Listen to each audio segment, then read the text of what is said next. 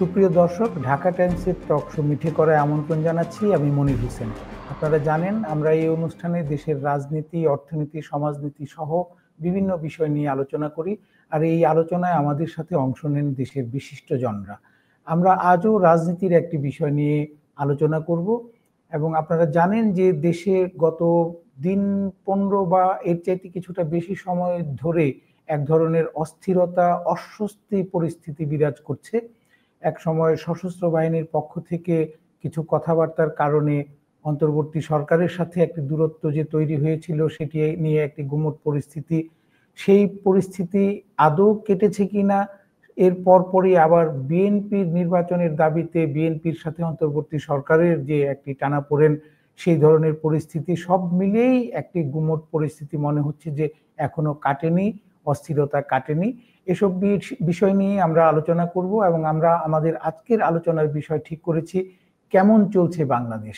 আর এই আলোচনায় আমাদের সাথে আজ অংশ নিচ্ছেন জাতীয় পার্টির অতিরিক্ত মহাসচিব ব্যারিস্টার শামীম হায়দার পাটোয়ারী।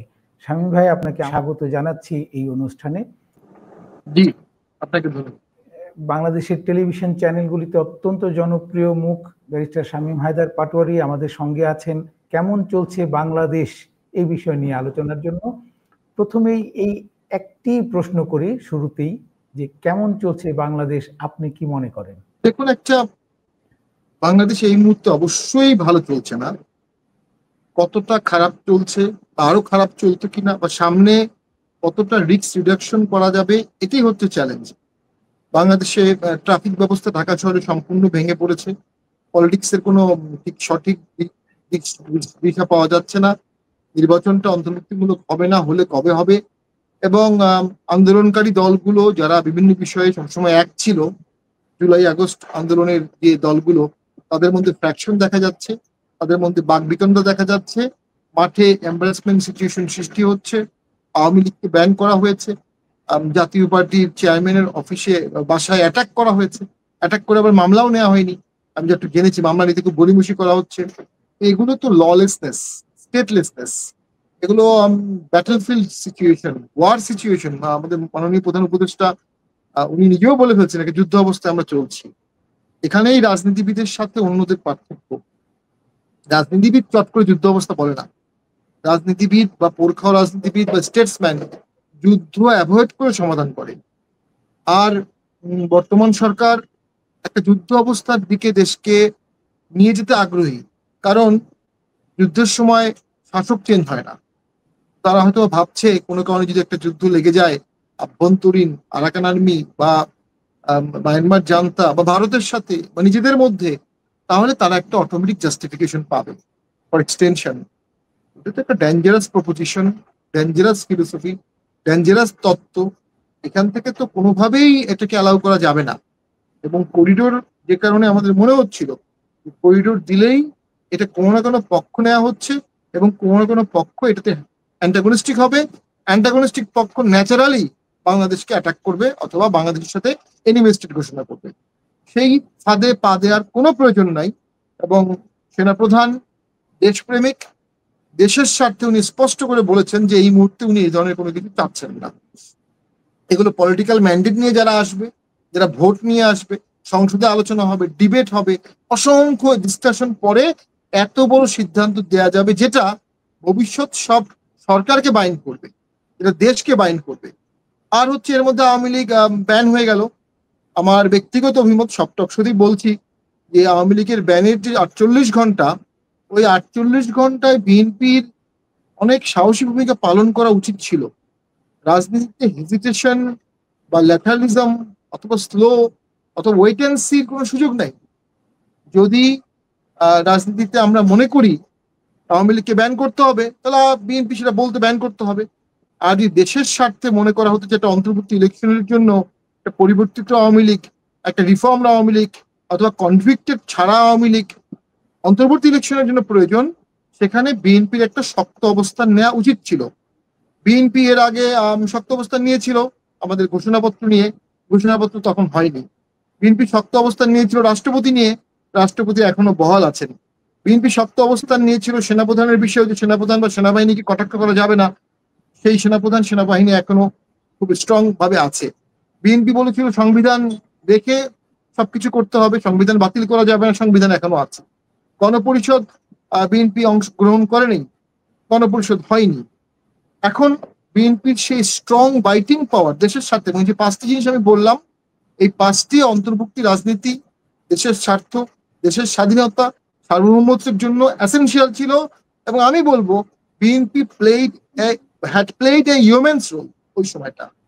আওয়ামী লীগের নিষিদ্ধ করার পরে যেটা হলো, দুটি জিনিস ঘটলো। আমি যদি একটু অতীত থেকে আসি, সেটা হচ্ছে 70 সালেও তো এদেশে 27% লোক আওয়ামী লীগকে ভোট দেয়নি।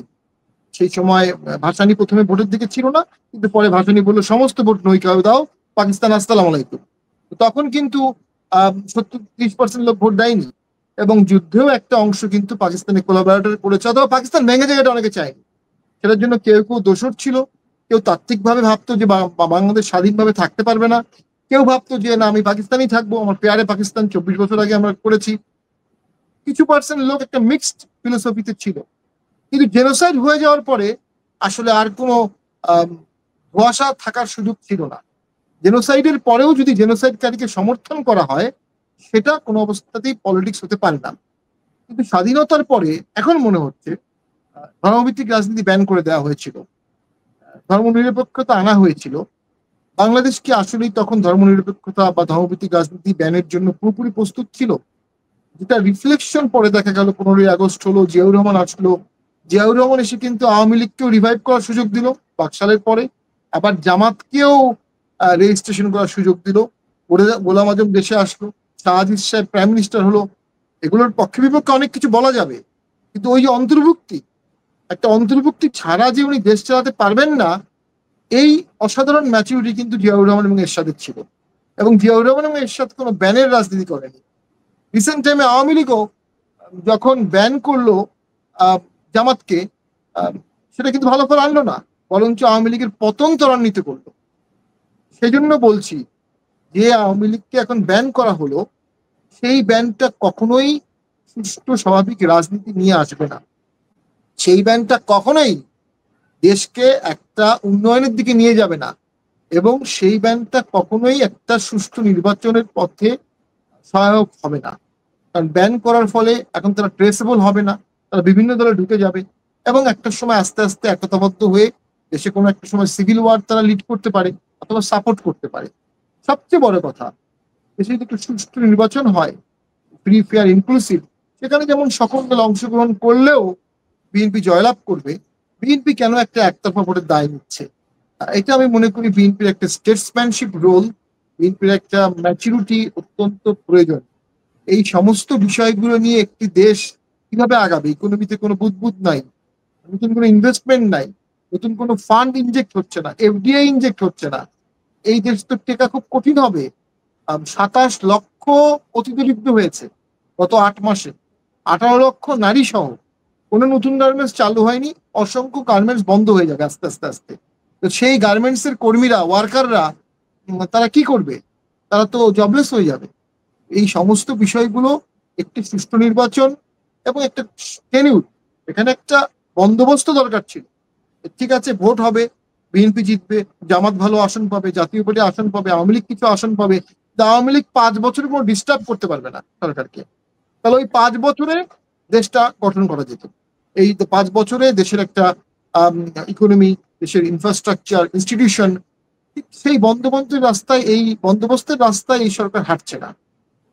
সরকার অ্যাগ্রেসিভলি একতরফা ইলেকশন বা নো ইলেকশন এদিকেই হাঁটছে, এবং সেই জিনিসটা শেষ পর্যন্ত আসলে কি দাঁড়াবে এটা বলা খুব কঠিন, এবং সেখানে অনেক অনিশ্চয়তার সৃষ্টি হচ্ছে। আপনি মোটামুটি দেশ কেমন চলছে সেই বর্ণনাটি দিলেন, এবং এরকে যদি কেউ নৈরাজ্যমূলক বলে, আমার মনে হয় যে খুব বেশি রকমের বাড়াবাড়ি হয়ে যাবে না যদি বলে যে দেশ এখন একটি নৈরাজ্যকর পরিস্থিতিতে চলছে। আমরা আপনার কাছ থেকে প্রত্যেকটি বিষয়, আপনি অনেকগুলি বিষয় উত্থাপন করেছেন, এগুলির কারণগুলি আপনার কাছ থেকে জানতে চাইবো। যেমন বিএনপি কেন আওয়ামী লীগ নিষিদ্ধের ব্যাপারে তাদের যে আগের অবস্থান সেখানে দৃঢ়ভাবে রইল না, এটি আমরা একটু পরে আলাপ করব। এর আগে বলতে চাইছি বা আপনার কাছ থেকে জানতে চাইছি সশস্ত্র বাহিনীর পক্ষ থেকে সেনা প্রধান একবার দুজন ছাত্র নেতাকে ডেকে নিয়ে গিয়ে, অথবা তারা সেনা প্রধানের সাথে দেখা করতে গিয়েছিলেন, তখন নাকি তিনি বলেছিলেন যে ইনক্লুসিভ ইলেকশনের স্বার্থেই একটি রিফাইন্ড আওয়ামী লীগ হোক, বা আওয়ামী লীগের যারা দোষী নয় তাদেরকে দিয়ে আওয়ামী লীগের কার্যক্রম চালিয়ে যাওয়ার সুযোগ দেওয়া উচিত। কিন্তু আমরা দেখেছিলাম তখন যে সরকারের পক্ষ থেকে এর পরপরই বলা হলো যে না, আওয়ামী লীগকে নিষিদ্ধ করার কোনো রকমের পরিকল্পনা সরকারের নেই। ওই সময়ে একজন ছাত্রনেতা, যারা সেনাপ্রধানের সাথে দেখা করেছিলেন তাদের একজন, তিনি অনেকটা চ্যালেঞ্জ ছুড়ে দিয়েছিলেন সেনাপ্রধানের প্রতি যে আওয়ামী লীগকে নিষিদ্ধ করতেই হবে, তাদেরকে কেউই এই জায়গায় কোনো রকমের স্থান দিতে পারবে না। পরবর্তীতে সেই ছাত্র নেতাদের মবের মুখেই আমরা দেখলাম যে যমুনায় ওই ছাত্র সংগঠনটি বা ওই ছাত্র নেতাদের সংগঠনটি, যেটি পূর্ণাঙ্গ রাজনৈতিক দল নতুন হয়েছে, তাদের জমায়েতের মুখে বা তাদের দাবির মুখে এই সরকার আওয়ামী লীগকে নিষিদ্ধ করলো বা তাদের কার্যক্রম নিষিদ্ধ করলো। এখানে কি সেনা প্রধানের যে ইচ্ছাটি ছিল এর আগে, এর সাথে সরকারের দূরত্ব তৈরি কি তখন থেকেই শুরু, নাকি শুধুমাত্র পরবর্তীতে যে আমরা দেখেছি করিডোরের ইস্যুটি তখন থেকে শুরু? দূরত্বটি আসলে সেনাবাহিনীর প্রধান সশস্ত্র বাহিনীর সাথে, এটি এখন পরিষ্কার।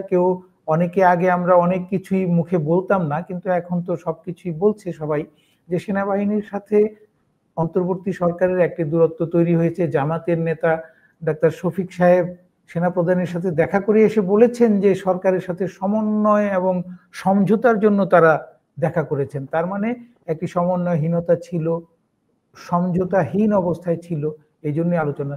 তো এটি কি ওই ওই সময় থেকে এই দূরত্বটি তৈরি হয়েছে, নাকি এর পর থেকে শুরু হয়েছে? আপনার কি মনে হয়? আমি যেটা মনে করি যে আসলে দূরত্বটি সেনাপ্রধান অন্তর্বর্তীকালীন ইলেকশন চেয়েছিলেন প্রথম দিকে। এখন অন্তর্বর্তী শব্দ বলছে না, যেহেতু আইন হয়ে গেছে। এখন অনেকেই বলতে পারে সেনাবাহিনী পলিটিক্সে নাক গলাচ্ছে। বর্তমানে বাংলাদেশে একটা ইন্টারিম অন্তর্বর্তী সরকার চলছে, এবং যতবার এই ধরনের অন্তর্বর্তী সরকার আসছে 15ই আগস্টের পরে, অথবা 7ই নভেম্বরের পরে, অথবা 3rd নভেম্বরের পরে, অথবা লাস্ট 1/11, অথবা জিয়ার মৃত্যুর পরে এরশাদ স্যার টেক ওভার করা, বা সাত্তার সাহেবের, এই সময় সেনাবাহিনীর পলিটিক্যাল রোল থাকে, এটাই বাস্তবতা। আর জুলাই আগস্টেও সেনাপ্রধান পলিটিক্যাল রোল প্লে করেছেন। উনি সব জওয়ানদের কথা বা অফিসারদের কথা শুনে উনি ওনার সেনাবাহিনীকে গুলি করতে দেননি, এবং উনি তো গণভবনে গিয়ে শেখ হাসিনাকে কনভিন্স করেছেন বা ফোর্স করেছেন পালিয়ে যেতে। ওটা কি পলিটিক্যাল রোল ছিল না? অবশ্যই ছিল। ওই সময় উনি পলিটিক্যাল রোল নিয়েছে এবং সবাই সেটা আমরা অ্যাপ্রিসিয়েট করেছি। আজকে উনি দেশের স্বার্থে অন্তর্বর্তী ইলেকশনের কথা বলবেন, ফেয়ার ইলেকশনের কথা বলবেন, করিডোরের বিরুদ্ধে কথা বলবেন, এগুলো অবশ্যই পলিটিক্যাল স্টেটমেন্ট হলেও জাস্টিফায়েবল পলিটিক্যাল স্টেটমেন্ট। এবং সেনাবাহিনীর সাথে বর্ডার জড়িত, সেনাবাহিনীর সাথে ইকোনমি জড়িত। বাংলাদেশ যদি ইকোনমিক ড্যামেজ হয়ে যায়, তাহলে সেনাবাহিনী তার অস্ত্র কিনবে কোত্থেকে, যুদ্ধ করবে কোত্থেকে, বা যুদ্ধ লাগানোর আগে কোন দেশের সাথে যুদ্ধ লাগছে, তাদের স্ট্রেংথ কি, তাদের শক্তি কতটুকু, সেগুলো অ্যাসেস তো সেনাবাহিনী প্রফেশনালি করবে এবং প্রফেশনাল অপিনিয়ন দিবে। যেটা হয়েছে, ভিন্নভাবেও যদি আমরা বলি যে দেশের স্থিতিশীলতা যদি না থাকে, তাহলে তো নিরাপত্তা দেওয়ার দায়িত্ব সেনাবাহিনীর। দেশের একটি অস্থিতিশীল দেশে তো নিরাপত্তা দেওয়াটাও খুব কঠিন হয়ে যায়। সেদিক থেকে সেনাবাহিনী তো সেটি চাইতেই পারে যে একটি স্থিতিশীল পরিস্থিতির জন্য যা যা দরকার সেটি তো একটি পরামর্শ দিতেই পারে। অবশ্যই দিতে পারে। এবং সেনাবাহিনী যে ভোটের ডেটটা বলেছে, এটাও জাস্টিফাইড এই কারণে যে ভোট দিলে হলে আভ্যন্তরীণ সংকট বাড়বে, এবং সেনাবাহিনী এখন যেহেতু ফিল্ডে আছে, ক্যান্টনমেন্টের বাইরে আছে, এই আভ্যন্তরীণ সংকটের ছোঁয়া সেনাবাহিনীর উপর পড়বে। এবং সেনাবাহিনী যদি বেশি দিন ক্যান্টনমেন্টের বাইরে থাকে, তাহলে তার সেনা ক্যারেক্টার নষ্ট হয়ে যাবে। সে আস্তে আস্তে জড়িয়ে পড়বে বিভিন্ন ধরনের দুর্নীতিতে, অথবা তাকে অপমান করবে ছাত্ররা বা অন্যরা, তাকে চেয়ে চেয়ে দেখতে হচ্ছে। সে আর সেনাবাহিনীর যে অখণ্ডতা, ডিসিপ্লিন এবং দেশের স্বাধীনতার জন্য যে তার প্রস্তুতি, সেগুলো আস্তে আস্তে বিনষ্ট হয়ে যাবে। সেই জন্য সেনাপ্রধান চাচ্ছেন দ্রুত ব্যারাকে ফিরে যেতে, এবং সেটা একটা ইলেকশন দ্রুত হলে উনি ব্যারাকে ফিরতে পারবেন। আর পৃথিবীর মধ্যে এমন নজির মনে হয় নাই, সেনাপ্রধান ভোট চাচ্ছেন আর civilian government, civil society government vote চাচ্ছেন না। কি আশ্চর্য! যারা আজকে সরকারে আছে, এত সারা জীবন সুষ্ঠু ভোট, সঠিক সময়ে ভোট, ভোট ছাড়া সরকারের বিরুদ্ধে সারা জীবনই করেছে। এখন যখন ক্ষমতায় গেছে, তারা নিজেদের ক্ষমতাটাকে এক্সটেনশন করার জন্য চেষ্টা করছে। এই এক্সটেনশন জাস্টিফাইড হতো যদি তারা 8 মাসে সঠিকভাবে বিচার করত, যদি সঠিকভাবে সংস্কার করত, দেশ চালাতো, প্রচুর এফডিআই আসতো, প্রচুর এনজিও ফান্ড আসতো, এবং প্রশাসনিক সংস্কার হতো, এবং রাজনৈতিক সংস্কার হতো। কোনো সংস্কার হয়নি, কোনো উন্নয়ন হয়নি, কোনো ক্যারিশমা নাই, কোনো জনগণের সামনে স্বপ্ন নাই। একটা স্বপ্নহীন সরকার সংস্কার না করে, উন্নয়ন না করে, ডে টু ডে কাজ কোনো রকম করে কেন লম্বা সময় থাকবে? আর সেই লম্বা সময় জনগণ তাকে দেবে কেন? রাজনৈতিক দলগুলো দেবে কেন? এটা তো রাজনৈতিক দলের অধিকার যে ভোট করে তারা ক্ষমতায় আসবে। সেই অধিকারটা তারা কার্টেল করবে কেন? উন্নয়ন না হয়। আমি মনে করি ভোট ডিসেম্বরেই হওয়া উচিত এবং অন্তর্ভুক্তিমূলক হওয়া উচিত। এবং তার আগে একটা জিনিস করতে হবে যে হ্যাঁ, পোস্ট ইলেকশনে গিয়ে আর কোনো সরকার যেন টাইরেন্ট না হয়। এই যে আর কোনো সরকার টাইরেন্ট না হওয়ার মেশিনারিটা তৈরি করতে হবে। এবং সে বিষয়ে আমি মনে করি এনাফ কাজ হয়নি এবং প্রফেশনাল কাজ হয়নি। কি করলে ভবিষ্যৎ সরকার চাইলেই লেভিয়েথান হতে পারবে না? আপনি বললেন একটা সংকট চলছে, দেশে নৈরাজ্য চলছে, অপ্রপরিয়াম, ইট ইজ আ টার্ম, অপ্রপরিয়াম, এটা চলছে, ক্যাটাস্ট্রফি চলছে, লাস্ট স্টেশন। যে কোনো সিভিল ওয়ার, যে কোনো বিপ্লবের পরে যে হানাহানি পিরিয়ড থাকে, এই লাস্ট স্টেশনটা চলছে। আমাদের কষ্ট এবং দুঃখ হলো ডক্টর ইউনূসের মতো প্রবাদতুল্য ব্যক্তি, উনি তাৎক্ষণিক একটা বন্দোবস্ত করে ফেলতে পারতেন। এই বিএনপির আসন, এই জাতীয় পার্টির আসন, জনপ্রিয়তার ভিত্তিতে এই কিছু আওয়ামী লীগের আসন, এই জামাতের আসন, ছাত্রদেরও জন্য কিছু। এখন আমরা বাজারে শুনতে পারি ছাত্ররা 100টা আসনে, মানে এনসিপি 100 আসন চায়, 20টা আসন চায়, 25টা আসন চায়। তো এগুলো তো আসলে নৈরাজ্যের লক্ষণ। আর নৈরাজ্যের বেনিফিট সরকার হচ্ছে, নৈরাজ্যের বেনিফিট এনসিপি পাবে, নৈরাজ্যের ক্ষতি হবে জনগণ, এবং জনগণ এক পর্যায়ে কিন্তু তাদের বিরুদ্ধে ক্ষেপে উঠবে। এই যে ক্ষেপে উঠবে, ক্ষেপে ওঠার পরবর্তী স্টেজটা কি হবে?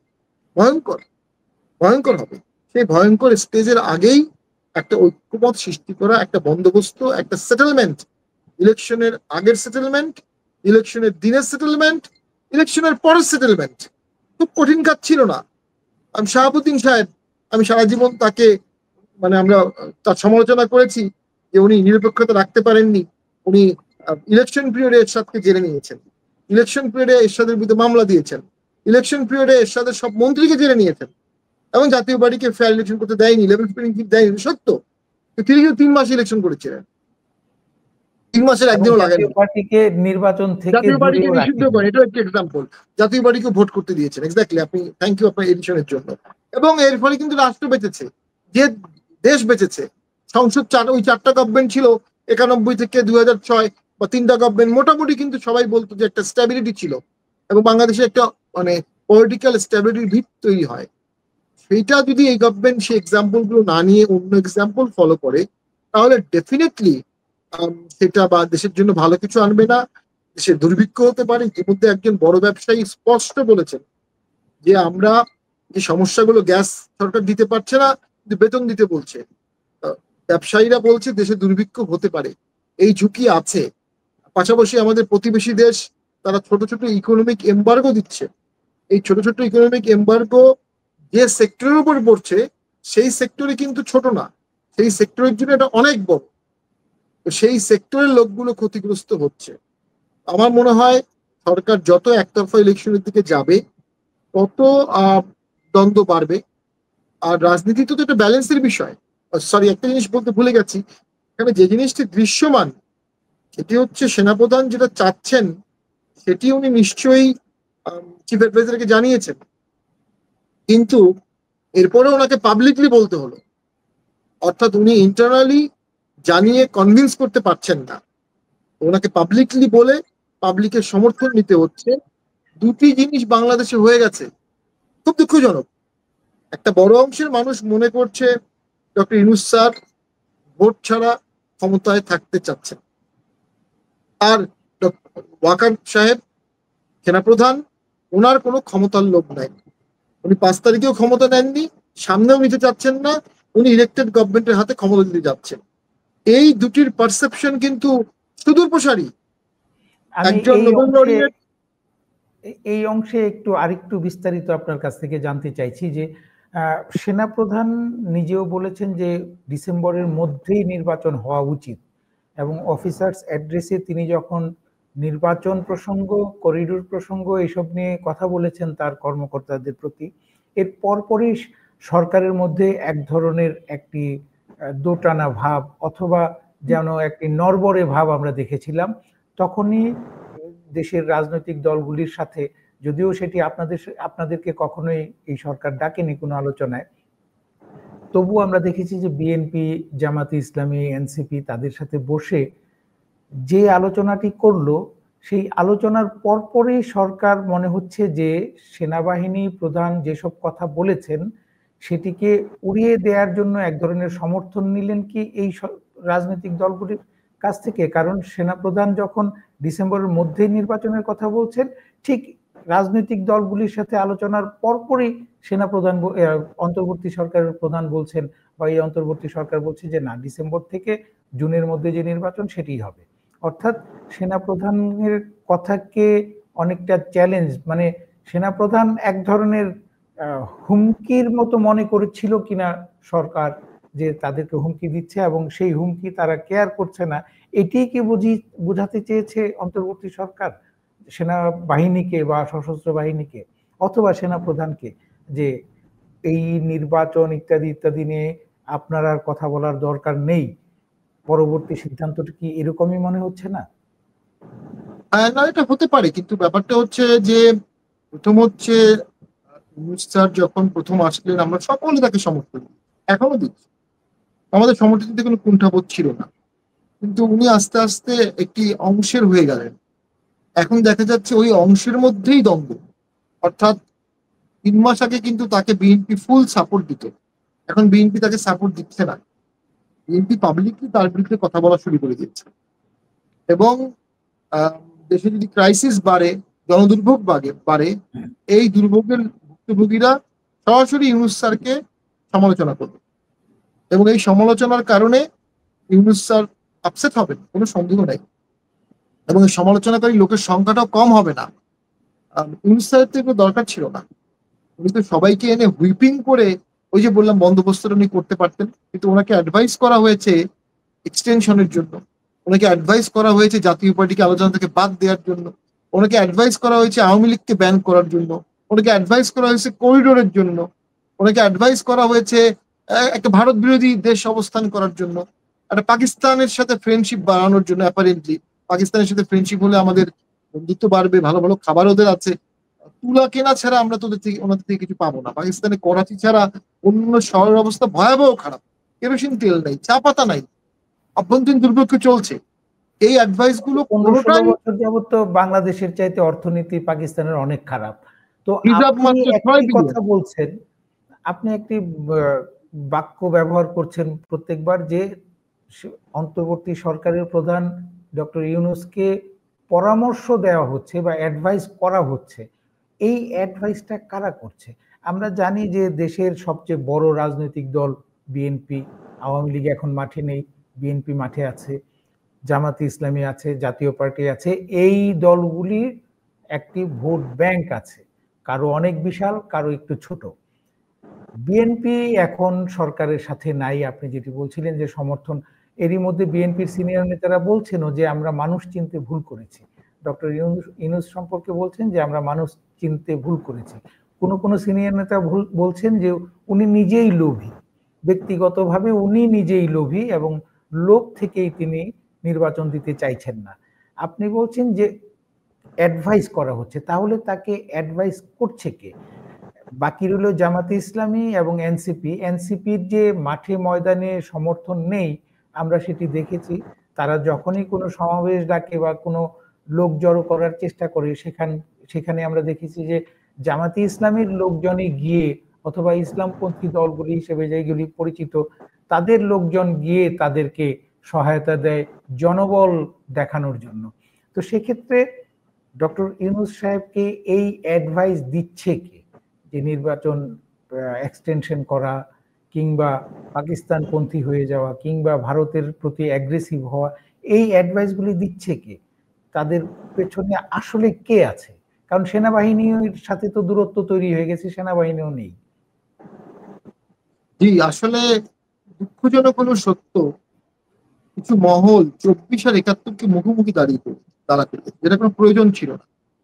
এবং দিল্লি না ঢাকা এই বক্তব্য বাংলাদেশে আসছে, আবার পিঙ্গি না ঢাকা এই বক্তব্য বাংলাদেশে আসছে। দেশের মানুষ খেতে পারবে না, চাকরি পাবে না, কষ্ট পাচ্ছে বন্যায়, কষ্ট পাচ্ছে ট্রাফিকে, আর এইসব হাস্যকর তথ্য বাংলাদেশে ঢুকানো হয়েছে। ইউনূস তার আমরা তো জানি এই স্লোগানগুলি মূলত জামায়াতে ইসলামীর। আপনি কি ইউনূস তারের সাথে এই মুহূর্তে যদি আপনি সঠিক রাজনৈতিক দল বলেন, শক্তিশালী রাজনৈতিক দল বলেন, একমাত্র জামাতের অকুণ্ঠ সমর্থন ডক্টর ইউনূস স্যার এই মুহূর্তে পাচ্ছেন। এর বাইরে আমার মনে হচ্ছে বিএনপির আর উনি আনকন্ডিশনাল সাপোর্ট পাবেন না। আওয়ামী লীগের তো প্রশ্নই আসে না, জাতীয় পার্টিকে উনি ডাকেন না।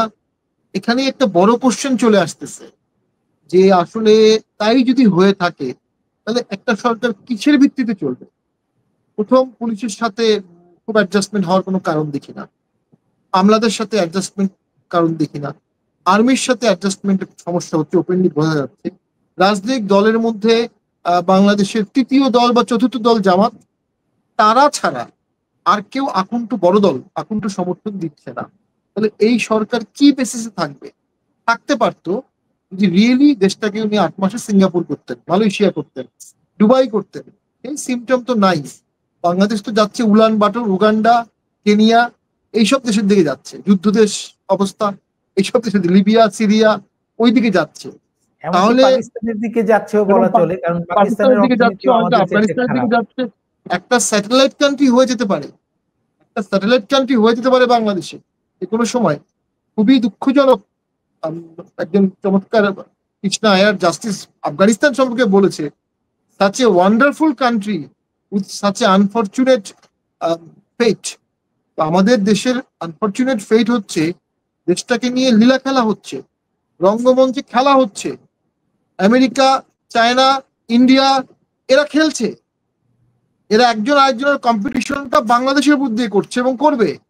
নিজের দেশের মাটিতে কোনো বোম ফেলবে না, নিজের দেশের কোনো মানুষের ক্ষতি হতে দিবে না, নিজের 1 ইঞ্চি জায়গা ছাড়বে না, কিন্তু খেলবে বাংলাদেশ নিয়ে। বাংলাদেশ এই বিশাল খেলায় যদি পাঠ হয়ে যায় তাহলে বাংলাদেশের রক্তের বন্যা বলবে, দুর্ভিক্ষ হবে, আমাদের নদীর পানি লাল হয়ে যাবে। আমি আপনাকে যে প্রশ্নটি করেছিলাম এটির একটু সুস্পষ্ট জবাব চাইছিলাম যে অ্যাডভাইসটা তো প্রাথমিকভাবে অবশ্যই জামাত ইসলামীর সাথে তার অ্যাডভাইস হচ্ছে, ছাত্রদের কাছে উনি অ্যাডভাইস দিচ্ছেন। বাট আমার কাছে মনে হয় এই সরকার কখনো কখনো ছাত্রদেরকে অ্যাডভাইস দেয় না, বরঞ্চ ছাত্রদেরকে মাঠে লেলিয়ে দেয়। তারা যেটা করতে চায় ছাত্ররা সেই দাবিটা ওঠায় এবং সরকার সেটাকে একসেপ্ট করে। তো যেমন ইশরাক, আমি এটাই বলছিলাম যে বিএনপি রাজনীতি গ্রিপ হারিয়ে ফেললো। ইশরাকের মেয়র কিন্তু এখন আপনি এই জায়গায় একটু আমি যদি বলি যে ছাত্ররা বা এনসিপি যা চায় সেটি সরকার করে, নাকি সরকার যা চায় সরকার এনসিপি কে দিয়ে সেটি মাঠে ঘটিয়ে তারপর সেটি বাস্তবায়ন করে, কোনটি আসলে? দুটোই হয়, আমার ধারণা দুটোই হচ্ছে। এবং এর মধ্যে একটা যে আনহুলি অ্যালায়েন্স তৈরি হয়ে গেছে, সেটা তো আসলে রাজনীতির জন্য দীর্ঘমেয়াদী কোনো ভালো ফল আনতেই পারবে না। রাজনীতি তো একদিনের জন্য না, 10 বছরের জন্য, 20 বছরের জন্য। ওই যে বললাম, জিয়াউর রহমান আওয়ামী লীগ এবং জামাতকে রিভাইভ করলো, তার দল কিন্তু 91 সালে ক্ষমতায় আসছে। জিয়াউর রহমানের মৃত্যুতে কিন্তু বাংলাদেশে ব্যাপক লোক জানা যায় গেছে। ওই একটা অন্তর্ভুক্তির মনোভাব তাকে, তার দলকে নেতা বানিয়ে দিয়েছে। এখন যদি অন্তর্ভুক্তি না থাকে এরপরে, তবে হ্যাঁ একটা জিনিস আমি বলবো, সরকারের সাথে আমি কোনো আভ্যন্তরীণ শক্তি জামাত ছাড়া দেখতে পাচ্ছি না। বৈদেশিক শক্তি থাকতে পারে, যেমন তারেক জিয়া এখনো বাংলাদেশে আসেনি, নিশ্চয়ই তাকে কোনো একটা মহল থেকে এই বিষয়ে পরামর্শ দেওয়া হয়েছে না আসার জন্য। ওই একই মহল হয়তো বা বিএনপি কে আওয়ামী লীগ ব্যান করার ক্ষেত্রে বাধা দিয়েছে। এরকম একটি এক্সটার্নাল ফোর্স সাপোর্ট থাকতে পারে। তো তবে দেশের আভ্যন্তরীণ কোনো সাপোর্ট ছাড়া একটি গভর্নমেন্ট বা একজন রাষ্ট্রপ্রধান বা একজন স্টেটসম্যান দেশটাকে অনেকদিন সঠিকভাবে চালাতে পারবেন না। আভ্যন্তরীণ সমর্থনটি ডক্টর ইউনূসকে নিতে হবে। এই আভ্যন্তরীণ সমর্থনটি উনি অনায়াসে নিতে পারতেন, কিন্তু ওনার পরামর্শে ছাত্ররা অথবা ছাত্রের পরামর্শে উনি এই সাপোর্টটি উনি নেননি। এই না নেয়ার পলিটিক্যাল কনসিকুয়েন্স ভয়াবহ হবে। এবং আমি যেটা আরো মনে করি, ডক্টর ইউনূস স্যার তো আর অন্যান্য স্বৈরাচারের মতো গুলি করতে নির্দেশ দিতে পারবেন না। উনি নোবেল লরিয়েট, ওনার একটা গ্লোবাল ফেস আছে, ওনাকে গ্লোবাল ফেসটা বাঁচিয়ে রেখে দেশ চালাতে হবে। অর্থাৎ উনি কঠোর হতে পারবেন না। ওনার বিরুদ্ধে কিন্তু আস্তে আস্তে সবাই কঠোর হয়ে যাবে, মাঠে, ময়দানে, রাস্তায়, স্টেজে বক্তব্য দেওয়ার ক্ষেত্রে আস্তে আস্তে দেখবেন যে ইউনূস গভর্নমেন্টের বিরুদ্ধে কথা শুরু হয়ে যাবে। উনি অনেক সম্মানিত ব্যক্তি, ওনাকে একসময় সবাই বলতে, একটা জিনিস শেষ করে দিচ্ছি, যে মাইক্রো ক্রেডিটের প্রবক্তা অধ্যাপক ডক্টর মোহাম্মদ ইউনূস, এখন কিন্তু সবাই বলছে ইউনূস ইউনূস ইউনূস, যেটা উনি করতে পারেন নাই। ফ্যাটাল ব্লো তার জন্য। ওয়াকার ইউনূস, পাকিস্তানের বিখ্যাত পেস বোলার ওয়াকার ইউনূস একসাথে হতে পারে, এটি হয়নি বিকজ একজন অন্তর্বর্তীমূলক ইলেকশন চাচ্ছে আর একজন ইলেকশন চাচ্ছে না। এই দুটো স্ট্রিম তো এক হতে পারে না, এটি সমস্যা। জি বলুন। আমি আপনাকে প্রশ্নটি করতে চাইছিলাম, বিএনপির প্রসঙ্গে আমরা বিস্তারিত আলোচনা করব, এর আগে শুধু একটি প্রশ্ন করতে চাই, সেটি হচ্ছে যে এই ডক্টর মোহাম্মদ ইউনূসের ব্যক্তিগত আকাঙ্ক্ষা আপনার কাছে কেমন মনে হয়? কারণ বিএনপির পক্ষ থেকে এরকম বলা হচ্ছে যে উনি নিজে লোভী বলেই ক্ষমতা ছাড়তে চাইছেন না। আবার একই কথা আপনি যেটি বলছিলেন যে তাকে পরামর্শ দেওয়া হচ্ছে, এবং পরামর্শটি কে দিচ্ছে? মোটামুটি আমরা এখন ধরতে পারি যে জামাতে ইসলামী পরামর্শটি দিচ্ছে। তো এখানে কি জামাতে ইসলামীর যা চাইছে সেটি হচ্ছে, নাকি এর সাথে ডক্টর ইউনূসের ব্যক্তিগত যে লোভ সেটিও জড়িয়ে যাচ্ছে? অথবা আপনি কি মনে করছেন যে উনি কোনো লোভী ব্যক্তি না, শুধুমাত্র ইল অ্যাডভাইজের কারণে এই ধরনের পরিস্থিতি হচ্ছে? দেখুন, ডক্টর ইউনূস সম্পর্কে আমি কিছুটা জানি, এবং আমি জানি যে উনি গ্লোবালি এত বড় মাপের একজন মানুষ। একটি দেশের ইন্টারিম গভর্নমেন্টের চিফ অ্যাডভাইজার থাকা না থাকা ওনার জন্য কোনো কিছু অ্যাড করে না, কিন্তু ওনার মধ্যে তীব্র জিঘাংসা আছে। আওয়ামী লীগ তাকে তীব্রভাবে সাফার করিয়েছে, উনি ওই জিঘাংসা থেকে বেরোতে পারেননি। উনি হতে পারে, এটা আমার প্রেডিকশন বা আমার অ্যানালাইসিস, উনি আওয়ামী লীগকে চরমভাবে শায়েস্তা করে ক্ষমতা ছাড়তে চান, এটা হতে পারে। সেটি তো শান্তি নিয়ে আসবে না, কোনো সন্দেহ নাই। দুই, ওনার সাপোর্ট বেস যেটা এনসিপি, এনসিপি গ্লোবাল দল হিসেবে মানে ন্যাশনাল দল হিসেবে এখনো দাঁড়াতে পারেনি। 30,000 ওয়ার্ডে তাদের কোনো লোক নাই, 64 জেলা শক্তভাবে দাঁড়ায়নি। তাদের দলের সমর্থক মিছিল করে, মিটিং করে, এই বিলো 30 এইজের ছেলেপেলেরাই, এর বাইরে কিন্তু ছেলে দেখা যায় না। এবং জামাত খুবই শক্তিশালী দল, আন্দোলন করতে পারে, রক্ত দিতে পারে, জেল খাটতে পারে, গুম হতে পারে, মিটিং মিছিল করতে পারে, সমর্থন প্রচুর, কিন্তু একটা পার্সেন্টেজ তা ভ্যারি করে। কেউ বলে 8, কেউ বলে 10, কেউ বলে 12, ওরা বলে 15, 20 হতে পারে। অর্থাৎ তার মেইন সাপোর্ট বেসটা ভোটে গিয়ে অসাধারণ রেজাল্ট করার কোনো সম্ভাবনা নেই। উনি হয়তো বা চাচ্ছেন, বা ওনার অ্যাডভাইজাররা চাচ্ছেন যে আস্তে আস্তে তার দলগুলো শক্তিশালী হোক, যখন শক্তিশালী হবে তখন ভোট দেওয়া হবে। সমস্যাটা হলো জামাত ইসলামীর ভোট কমেও না, জামাত ইসলামীর ভোট বাড়েও না, স্ট্যাটিক একটা পজিশনে থাকে, কর্মী অ্যান্ড ভোট সমান। এনসিপি ভালো করতে পারতো যে ভোটের পরে 3 মাসের মধ্যে ভোট হতো, বিপ্লবী নেতা, রক্ত দিয়েছে, ন্যাশনাল হিরো, তারা ভালো করতো 3 মাসের মধ্যে। যত দিন যাচ্ছে এনসিপি নেতাদের বিরুদ্ধে দুর্নীতির অভিযোগ আসছে।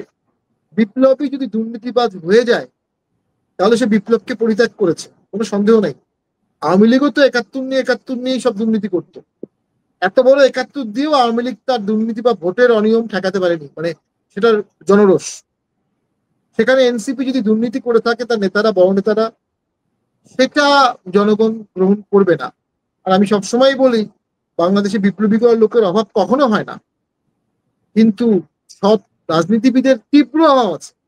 রাজনৈতিক কাঠামোটাই এমন, অসৎ হয়ে যেতে হয়, অসৎকে অ্যালাউ করতে হয়। সেখানে ব্যতিক্রম যারা, তাদেরকে মানুষ ভালোবাসত। এনসিপি 2-1 জন ছাড়া, যদিও তাদের সবাইকে আমরা জানি না, দেখিনি, যেমন তাসনিম জারাকে দেখি, খুবই ভালো কথা বলেন। তার হাজবেন্ডও খুব ভালো কথা বলেন। বিভিন্ন অক্সফোর্ডের আন্দোলনকারীর মধ্যে উমামা, উনি কোনো পদ ফাতেমা। নেননি, মন্ত্রী হননি, উনি সৎ আছেন। সৎ আছেন কারণ উনি অসৎ দিকে জানিনি। আরো একটি সমস্যা হয়েছে, ইউনূস স্যারের উচিত ছিল এই ছাত্রদের এমন কোনো পজিশনে না দেয়া যেখানে দুর্নীতি করা যায়, কিন্তু ইউনূস স্যার তাদেরকে এমন একটা পজিশনে দিয়েছেন যেখানে দুর্নীতি করতে না চাইলেও দুর্নীতি করতে হবে। এদেরকে আইসোলেশনে থাকা উচিত ছিল, তাহলে এরা ন্যাশনাল হিরো হিসাবে দেশব্যাপী ব্যাপক জনপ্রিয় নেতা হয়ে যেত। কিন্তু এখন অর্থাৎ যেটা হবে, এমনকি তারা আট ইন্টেনশন দশটি ছিল ট্রেডিশনাল যে ওরা, পলিটিশিয়ানের মতোই হয়ে গেছে। অর্থাৎ ইন্টেনশনটাই এরকম ছিল যে ওরা দুর্নীতি করুক এবং মানুষের মধ্যে ওরা সমালোচিত হোক, মানুষ তাদেরকে গ্রহণ না করুক। আমরা এবার বিএনপির প্রসঙ্গে যাই। একদমই যেটি বলছিলেন আপনিও, যে বিএনপি একটা সময় কোনো দল নিষিদ্ধ করার বিপক্ষে অবস্থান নিয়েছিল। তারা বলেছিল যে আওয়ামী লীগ বা কোনো দলকেই নিষিদ্ধ করা উচিত নয়, কিন্তু শেষ পর্যন্ত সেই অবস্থানটিতে তারা শক্তভাবে থাকেনি। এই না থাকার কারণ কি হতে পারে? দেখুন, আমি মনে করি যে কারণে, যেটা আপনাকে বললাম, যে কারণে তারেক জিয়া দেশে আসতে পারছে না, যে কারণে বিএনপি শক্ত থাকতে পারেনি, ঠিক সেই জায়গা থেকে হয়তো বা বিএনপিকে অনুরোধ করা হয়েছে, ভয় দেখানো হয়েছে। অথবা বিএনপি কেন আওয়ামী লীগকে বাঁচানোর জন্য সচেষ্ট হবে, এটা নিয়ে তো বিএনপির মধ্যে আভ্যন্তরীণ দ্বন্দ্ব থাকতে পারে। আমি মনে করি বিএনপির আওয়ামী লীগকে বাঁচানো উচিত ছিল বিএনপির স্বার্থে। কারণ রাজনীতিতে ভারসাম্য লাগে, যখন আপনি একটি বড় দলকে বাদ দিয়ে দিবেন ভারসাম্যটা এলোমেলো হয়ে যাবে। অথবা বিএনপি এ বিষয়ে একতাবদ্ধ হতে পারেনি, তাদের শীর্ষ নেতা দেশের বাইরে ছিল ওই সময়টা, বা খালেদা জিয়া জাস্ট এসেছে, যে কারণে তারা হয়তো বা কনফিউজ ছিল। বাট আমি মনে করি তাদের উচিত ছিল এই বিষয়ে একটি লিড নেয়া, এই বিষয়ে কামড় দেয়া, এই বিষয়ে লিডারশিপ শো করা। এবং তারা যদি এই বিষয়ে লিডারশিপ শো করতো, তারা এরপরে বাংলাদেশে যে যে পজিটিভ জিনিসগুলো চেত সবগুলো সরকার করতে বাধ্য হতো। এখন সরকার এখন যে মেয়র মেয়র পদে নমিনেশন দিচ্ছে না, শপথ পড়াচ্ছে না, ভোটের কথা বলছে জুনে, আবার বলছে একটি মাত্র দল ভোট চাচ্ছে আর কেউ ভোট চাচ্ছে না। এই আমি সবগুলো সেই কথা বলতে প্রসঙ্গটি থেকে পারতো, আসছিলাম যে তার কারণ হচ্ছে ওই সময় বিএনপি লিডারশিপ দেখায়নি। জি। এই এই এই ঠিক এই প্রশ্নটি, যে এর আগে তারা যে কোনো ইস্যুতে যদি শক্ত অবস্থান নেয়, সেটি যে সরকার উপেক্ষা করতে পারে না, সেটি আমরা দেখেছি রাষ্ট্রপতি অপসারণের ক্ষেত্রে, সংবিধান বাতিল করে নতুন সংবিধান রচনার ক্ষেত্রে, এসব জায়গায় আমরা দেখেছি। যখনই একটু তারা পিছিয়ে গেছে তখন সেটি সরকার বাস্তবায়ন করেছে, যেটি আওয়ামী লীগ নিষিদ্ধ করা। এখন যে তারা অবস্থানটি নিয়েছে ডিসেম্বরের মধ্যেই নির্বাচন, আপনার কি মনে হয় বিএনপি তাদের এই অবস্থানেও শক্তভাবে থাকতে পারবে? দেখুন, বিএনপির সামনে দুটো অসাধারণ উইপন আছে, তিনটা উইপন। প্রথম উইপন হলো তারা still population wise largest party, কোনো সন্দেহ নাই। সেকেন্ড অপশন হলো তারা সেনাপ্রধানকে উৎসাহিত করতে পারে। সেনাপ্রধান যদি বিএনপির কথায় বা কাজে উৎসাহিত হয়, তাহলে সেনাপ্রধান সরকারের উপর পজিটিভ প্রেশার দেশের স্বার্থে আরো বেশি দিবে। সেনা ব্যাক গভর্নমেন্টও হতে পারে, জাতীয় সরকারও হতে পারে। বিএনপি ঠিক ওই জিনিসটা চাচ্ছে না, বিএনপি সরকারের আরেকটি লেয়ার চাচ্ছে না। কিন্তু যখন দেখবে যে সরকার তার কোনো কথা শুনছে না, তাকে মূল্যায়ন করছে না, যেমন বিএনপির শীর্ষ নেতারা দেখা করতে ছিল, দেখা করতে পারেনি, এখন আবার 2 তারিখে ফিক্সড হয়েছে মিটিং, তখন তারা সেনাবাহিনীকে উৎসাহিত করতে পারে প্রসারের জন্য।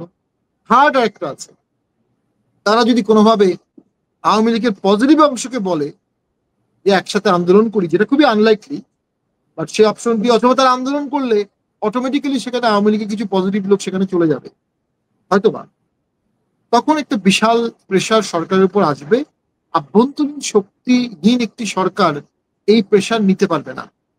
আম, সেই জন্য বলছি, বিএনপি যদি এখনো সঠিক রাজনীতি করে, অন্তর্ভুক্তি নিয়ে, আমি মনে করি বিএনপির এখন একটি ন্যাশনাল ডায়ালগ ডাকা উচিত তাদের পার্টি অফিসে, এবং সকল দলকে এখানে ডাকা উচিত, এবং সকল দলের মতামত বিএনপির শোনা উচিত। আমার মনে আছে, দুটি উদাহরণ দেই। যখন বাংলাদেশে 63 জেলায় বোম বাস্ট হলো বাংলা ভাইয়ের সময় 2004 সালে, বিএনপি কিন্তু এই ডায়লগটা ডেকেছিল।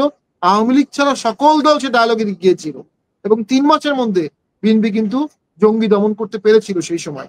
ওই যে সকল দলকে ডাকতে পেরেছে, সেরকম একটি ন্যাশনাল ডায়ালগ তারেক জিয়ার এখন করা উচিত, মির্জা ফখরুল সাহেবের এখন করা উচিত, খালেদা জিয়ার এখন করা উচিত এবং দেশের স্বার্থে দ্রুত তারেক জিয়ার দেশে আসা উচিত।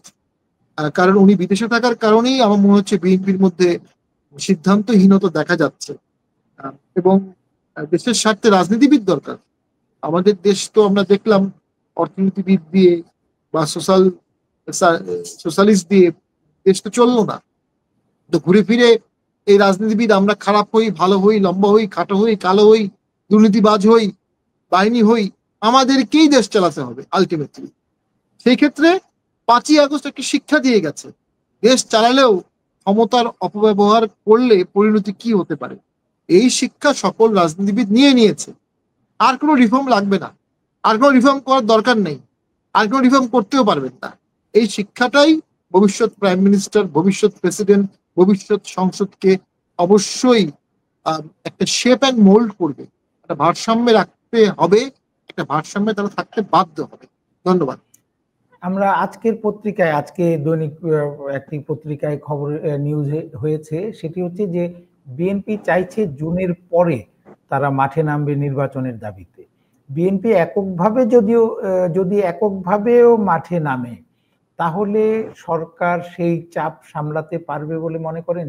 আপনি যেটি বলছিলেন যে আওয়ামী লীগের একটি অংশকেও আহ্বান জানাতে পারে, ধরে নিলাম যে তারা আর কাউকে আহ্বান জানালো না, ধরে নিলাম যে তারা যে অন্যান্য রাজনৈতিক দলগুলির সাথে বৈঠকও করলো না, শুধু এককভাবেই নির্বাচনের দাবিতে যদি মাঠে নামে আন্দোলনের শুরু করে, সেই চাপটি কি এই সরকার নিতে পারবে বলে আপনার মনে হয়? দেখুন, আওয়ামী লীগ বাংলাদেশে মতভেদে 25 থেকে 35% একটি দল ছিল সেই সময়, অনেকে 40ও বলতে পারে সেই সময়।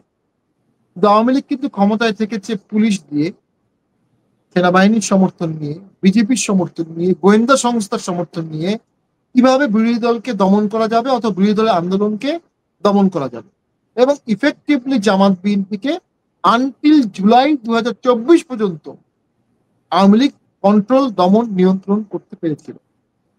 এখন যদি বিএনপি এককভাবেও তার দাবি নিয়ে আন্দোলন করে, মাঠে নামে, কোনো পুলিশ সেখানে গুলি করবে না, টিয়ার গ্যাসও ছুড়বে না, আমার ধারণা লাঠিচার্জও করবে না, সালাম দিতে পারে পুলিশ, কারণ ভবিষ্যতে তারাই নেতা। সেনাবাহিনী ইনভলভ হবে না, বিজেপি ইনভলভ হবে না। মিডিয়া, যে মিডিয়া সম্পূর্ণ আওয়ামী লীগের দখলে ছিল, সেই মিডিয়া বিএনপিকে উৎসাহিত করবে, সরকারকে ওই বিএনপির বিরুদ্ধে কোনো সমর্থন দিবে বলে আমার মনে হয় না। যদি মিডিয়া নিয়ন্ত্রণে না থাকে, পুলিশ প্রশাসন, আর্মি যদি বল প্রয়োগ না করে, একটা আন্দোলন খুব দ্রুত বেগবান হয়ে যাবে।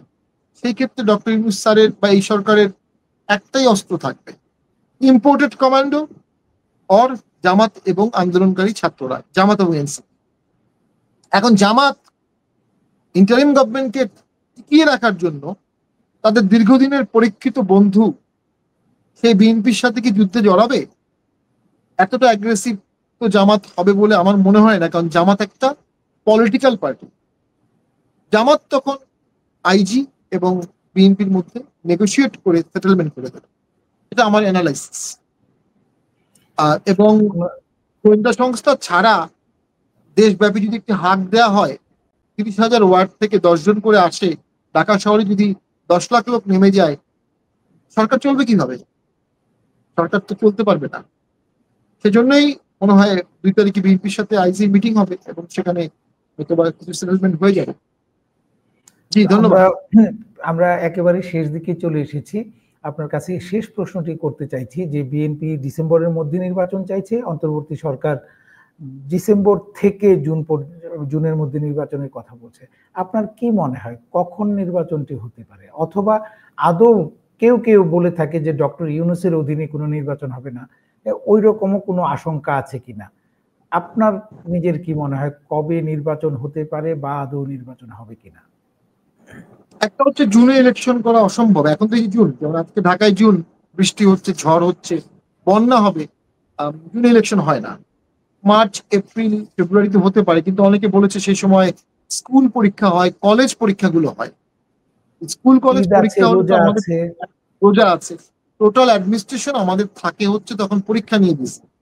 আমি মনে করি ডিসেম্বর জানুয়ারির মধ্যে ভোট যদি না হয়, তাহলে ভোট অনেক পিছিয়ে যাবে এবং ডক্টর ইউনূস স্যার ভোটের সময় উনি ইন্টারিম গভর্নমেন্টের হেড হিসেবে থাকবেন কিনা, এটাতে লিগাল একটা ইস্যু আছে। প্রথম ইস্যু হচ্ছে কেয়ারটেকার গভর্নমেন্ট যদি রিভাইভ করে তাহলে এই গভর্নমেন্টের অধীনে ভোটটা প্রশ্নবিদ্ধ হতে পারে। দুই, ভোটে হানাহানি হবে, মারামারি হবে এবং রক্ত ঝরবে। যদি রক্ত ঝরে যায় তাহলে শান্তিতে Nobel laureate doctor Yunus sir ওই সময় ওনার না, সেটি তো ভোটের সময় যদি দেশকে নির্বাচন লাঞ্ছিত করে হয়। দিচ্ছেন, আমি ওনার আমি কি লাভ আপনার হবে? কাছে জানতে চেয়েছি যে আপনি কি মনে করেন ডিসেম্বরের মধ্যে নির্বাচন হবে? বিএনপি যতই চাপ দিক বা যা বিএনপির যে বর্তমান পরিস্থিতি দেখছেন, তারা এক পা এগোয় তো আবার অর্ধেক পা পিছায় বা ২ পা পিছায়, এরকম একটি অবস্থা একটি ইস্যুতে, আওয়ামী লীগ নিষিদ্ধের ইস্যুতে দেখেছি যে বিএনপি যদি বিএনপি কি শেষ ঐক্যমত পর্যন্ত সৃষ্টি করতে পারে এই তাহলে নির্বাচনের ডিসেম্বরেই ভোট হবে।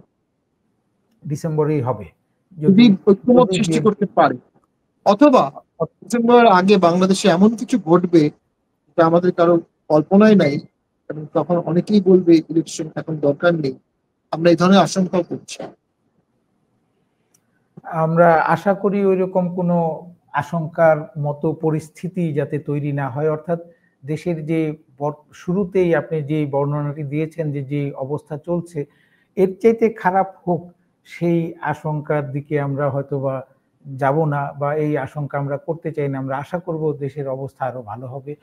আপনাকে অসংখ্য ধন্যবাদ জানাচ্ছি আমাদেরকে আজ সময় দেওয়ার জন্য, এবং আগামীতে কোনো একদিন আবারও আপনাকে আমরা আমন্ত্রণ জানাবো এবং আমাদের সাথে পাবো, সেই আশাটি আমরা করছি।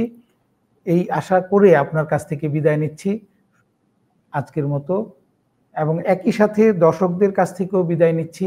প্রিয় দর্শক, এই অনুষ্ঠান আপনারা দেখতে পাবেন ঢাকা টাইমসের ইউটিউব পেজ এবং ইউটিউব চ্যানেল এবং ফেসবুক পেজে রাত 10টায়। এই অনুষ্ঠানটি প্রচার হয় শুধুমাত্র বিভিন্ন বিষয় নিয়ে এবং বিশেষ করে রাজনীতি নিয়েই আমরা মূলত করে থাকি। এছাড়া মাঝে মধ্যে অর্থনীতি নিয়েও আমাদের এই আলোচনা হয়। তবে আমরা নিয়মিত হয়তোবা বেশ কিছুদিন করতে পারিনি। এখন থেকে আমরা নিয়মিত এই অনুষ্ঠানটি করার চেষ্টা করব। আপনারা চোখ রাখবেন ঢাকা টাইমসের ইউটিউব চ্যানেল এবং ঢাকা টাইমস ডিজিটাল ফেসবুক পেজে।